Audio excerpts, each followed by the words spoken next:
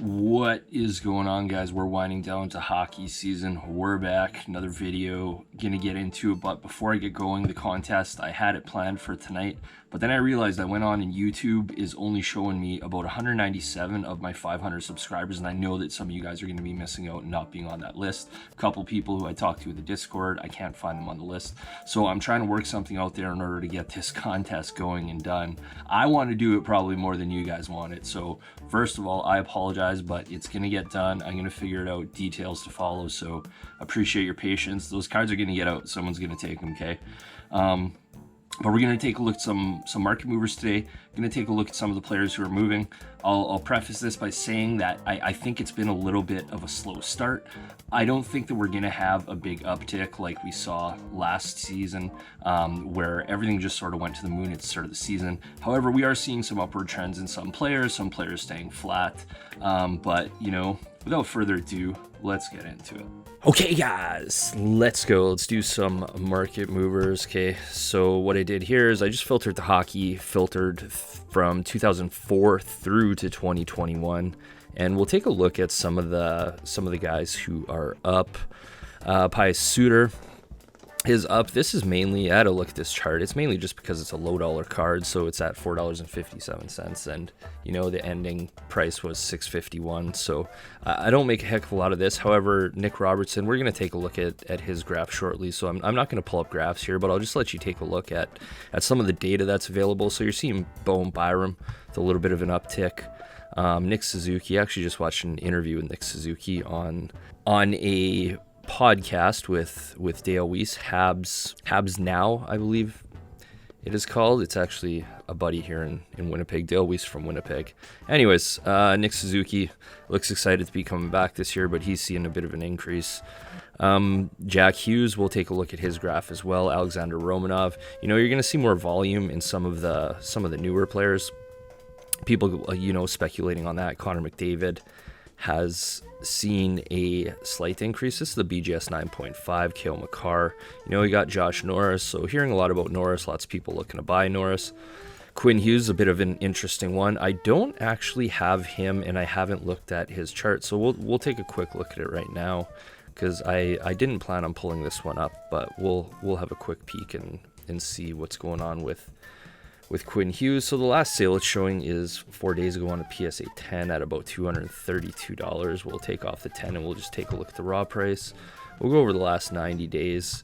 So relatively flat. You know, one of the things that I've noticed over the summer is things certainly went down as I expected them to, but we haven't seen a heck of a lot of an increase. We're going to look at some cards that have increased, but some of them have been flat, and I'm not sure if we're going to see the spike that we saw last year, if they're going to go up quite that dramatically. I think we're certainly going to see an increase. I can see volume starting to pick up just anecdotally, me getting offers on my cards and things like that. So volume is certainly going to increase, which is going to drive price on the players that, you know, hopefully you have to sell, but we may not see that absolute straight upward to the moon type of blast off on all players like we saw last year. We'll see. That's what makes this fun. Maybe we will, maybe we won't, but regardless, some players are going to be moving up, and Jack Hughes looks a little bit flat here. Not too exciting, but we'll leave that one. Igor Sharangovich, we had a look at him. Kirby Dach, I believe I had a graph and I actually pulled it down because it was pretty flat. You can see, I mean, it's showing his price changes 1% over the last days. And then what we'll do is we'll take a quick look at the players who are down. Being down right now isn't a good thing, and you're seeing a lot of these, so this makes sense that these cards are down with the Tribute series, just because when they come out, obviously they start off super hot, and then, you know, they find their price point, and it's almost always down from when a product's released, obviously. So these Tributes, it's not really a surprise to see those ones down. Braden Point raw showing down. Not sure his graph shows that. He's been sitting flat. I've been watching Braden Point pretty closely because I have 2 more PSA 10s to sell. I did make a sale of one of them. Was happy to move one, and we'll see. But let's move into some of the charts that I do have. Not Pius Suter. I'm going to ignore Pius Suter. One of the ones that's seen a nice uptick here is Connor McMichael. So Connor McMichael, expected to play in Hershey this year. We'll see. He could definitely make his way up to the big club. But 21 years old, we'll see what happens. He's going to have to do something in Hershey or perhaps an injury. Certainly, people liking Connor McMichael, and he's a goal scorer, so that's always something that's pretty desirable. So he's certainly seeing a little bit of upward momentum here. If we take a look at just the last 30 days, seeing a little increase. So he started down here at about $8. We'll call it $8-9, and he's been selling pretty steadily up at about 15. So you're up at about 85-90% there. If you were buying over the summer and then selling off now, you'd be doing okay for yourself. Actually, we'll take a look at the 90 days. And, pretty flat. Again, pretty boring. But right here, July and August, if you really price shopped, like some of these sales down at $5, $4, like you could pick him up for a good price. And he's sitting pretty steadily here up at about 12 to $15. Connor McMichael, see what happens. Next one we got is the thrill. Kirill Kaprizov just signed a big contract, $9 million a year for 5 years, was it? 45 million, I believe. Anyways, it was $9 million. Kaprizov gonna stick around for a bit, not going to the K. That was pretty funny stuff. I think it was just a shitty tactic by the agent. But regardless, they got the deal done. So we did see a last sale yesterday at about $96. And this is something that I do want to show because I have noticed in the hockey that Market Movers is missing some sales. I am in contact with them. If you don't know, I am a Market Movers affiliate. I just provide a link if you want to, try the program out. And we're always working to make it better. And one of the things that's interesting with hockey is because a lot of hockey cards are bought on ebay.ca, it doesn't seem to be pulling those sales over. So there are sales missing. Like I actually pulled it up here. You can take a look for Kirill Kaprizov. For those of you that don't know, this 130point.com, this is, a free way that you can go and look at past sales, but you got to filter through the data. You don't get graphs, but it's a good way just to double check things. And especially with the hockey, like I said, I've been noticing that some sales are missing. So I'll come in here and just have a look. But we can see, $101 sale there. That's $125, $150. This is about $125. Another, $100+ sale.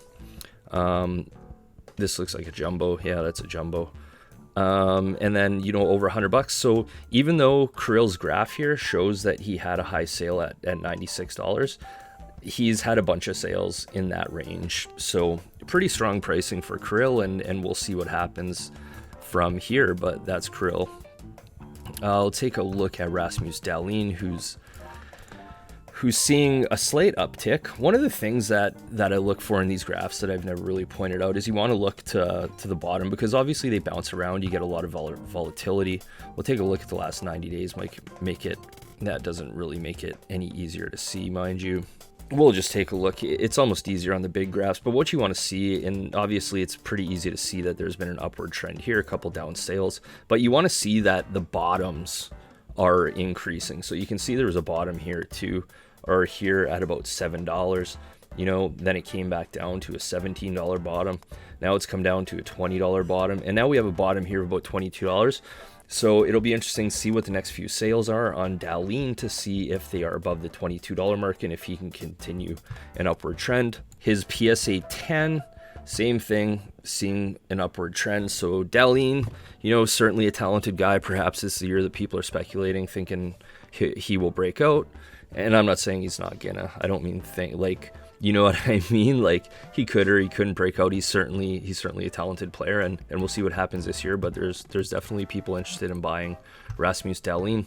Take a look at Alex DeBrincat. I put Alex DeBrincat in here because I hear a lot of people talking about him. Again, I'm not putting. You see a lot of the similar players, but the reason why I keep putting the same players is because you guys talk about him. The market's talking about him. People are looking for these guys, so they're the guys who I follow and sort of want to see what's going on there.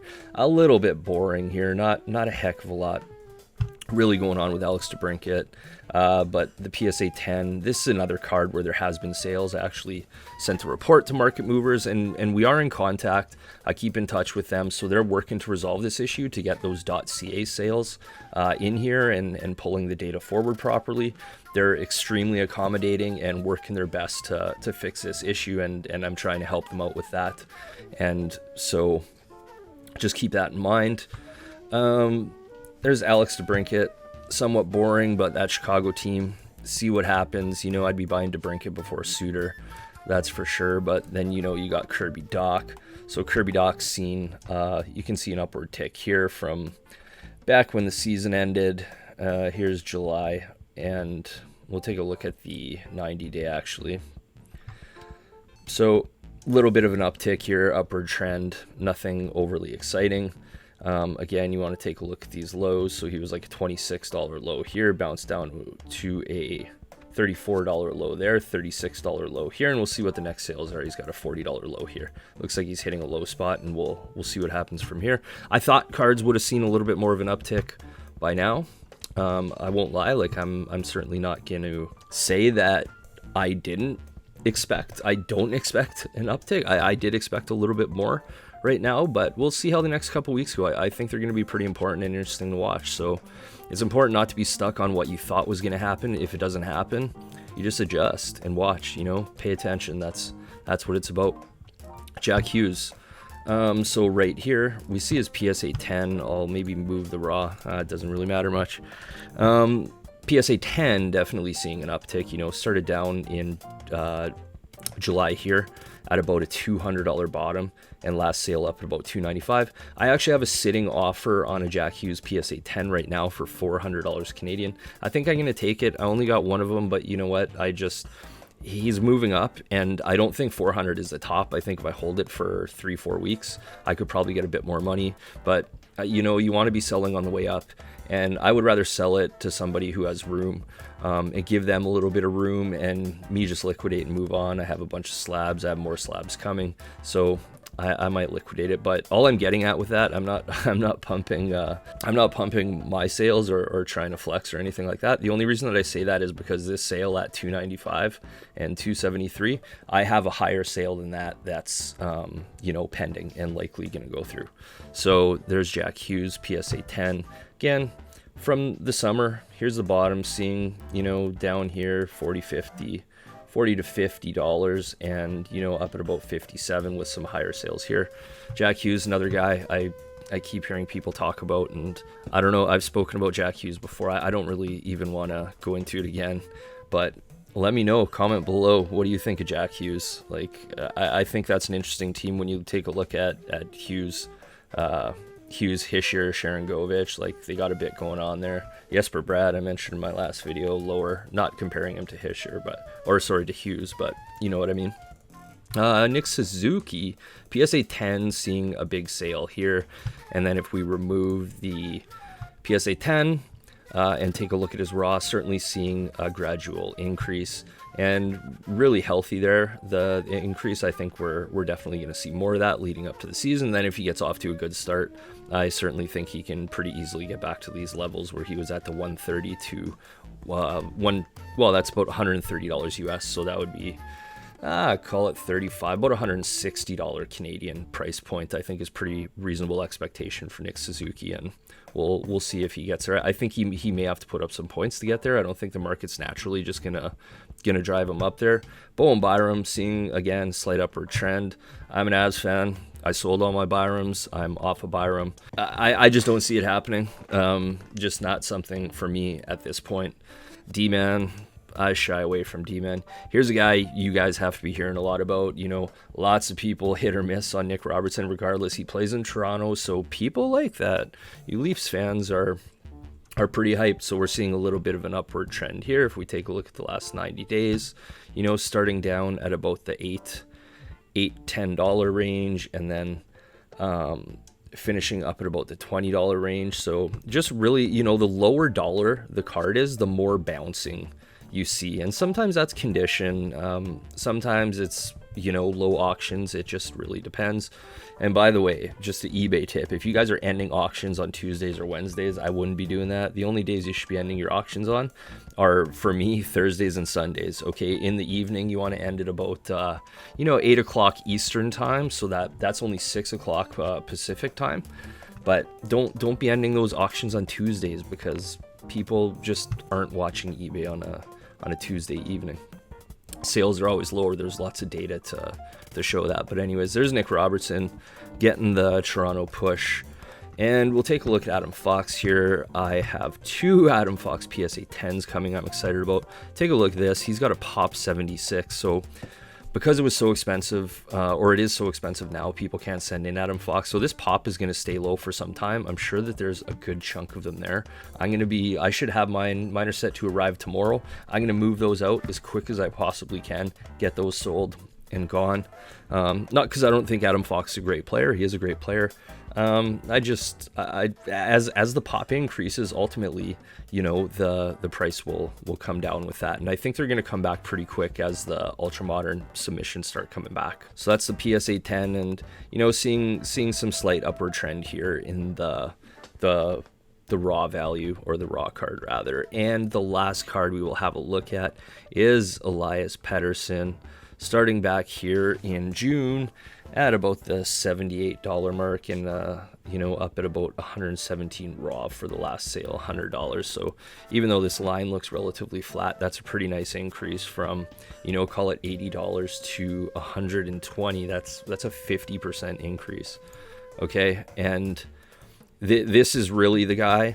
This is really a guy who's put up the points and has the potential and has everything you should be looking for in a player. So this may or may not be the most inexpensive that Elias Pettersson ever gets. That's to be determined. But if I had to pick one card out of all these that I showed right now, it would most certainly be a Pettersson that I'm buying. And we'll take a quick look at his raw value over the summer, and injured last year, so sort of rough, but again, $80, and then up to 117. So that's it, guys. Tell me who are you guys buying though? Are you still buying for the season? Are you getting ready to sell? Because I already have stuff that I'm selling too that's increased enough for me. I did get some PSA slabs back, but who are you buying? Who do you like? Let me know in the comments. Hit me up on Instagram, lapperflips, LAPP3030_flips, and I will update you guys on the contest. I'm a bit choked that I didn't get that done. I got to figure that out, but I want to make sure that you guys are involved. So thanks for watching, guys. Peace.